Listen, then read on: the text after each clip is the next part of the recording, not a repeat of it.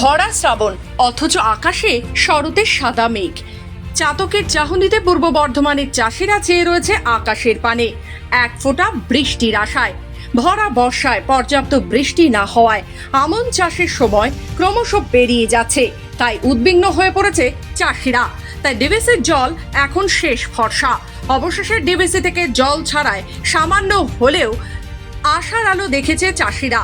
পূর্ব বর্ধমান জেলা ধান চাষের জন্য বিখ্যাত। আমন চাষের দিকেই চাষিরা সারা বছর তাকিয়ে থাকে।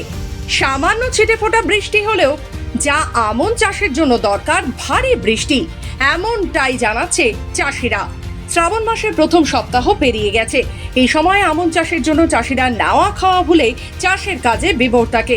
অথচ পূর্ব বর্ধমানের মেমারির বিস্তীর্ণ এলাকায় চাষের জমি বন্ধ হয়ে পড়ে আছে। ফলে খারিফ মরশুমে আমন চাষিদের মাথায় হাত পড়েছে। বৃষ্টির অভাবে ডিভিসিও এতদিন জল ছাড়েনি। তবে শেষমেশ এই পরিস্থিতিতে আমন চাষে গতি আনতে শনিবার ভোর থেকে দুর্গাপুর ব্যারেজে জল ছাড়া শুরু করলো ডিভিসি। তবে 2-1 দিনের মধ্যেই ভারী বৃষ্টি না হলে ডিভিসির জলও যে পর্যাপ্ত নয় তা কিন্তু আগে ভাগেই জানিয়ে দিয়েছে ডিভিসি কর্তৃপক্ষ। জল নেই বলে এখানে জল হচ্ছে না, ডিভিসি জল দিচ্ছে না, তাহলে জলটা এলে পরে ভালো হয়, মানে এবারে খেতে খুঁড়ে আবাদ করতে পারবে। চাষ করা যাবে না, তাই তো? চাষ করা যাবে না। এখন মূলত কি কি ফসল হয়? এখন আর কিচ্ছু হবে না, ধান। এখন ধান ছাড়া কিচ্ছু হবে না। আচ্ছা, চাষের উপর নির্ভর করি আমরা চলি বাবা। এখনো পর্যন্ত কি ধান লাগানো সম্ভব হয়েছে?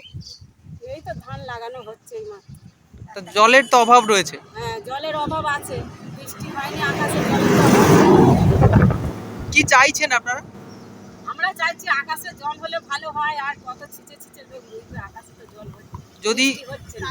যদি বৃষ্টি কম মানে সেরকম না হয় তাহলে কি অসুবিধা হবে? হ্যাঁ, অসুবিধা তো হবেই বাবা। আমরা খাবো কি? বৃষ্টি না হলে আমরা খাবো কি?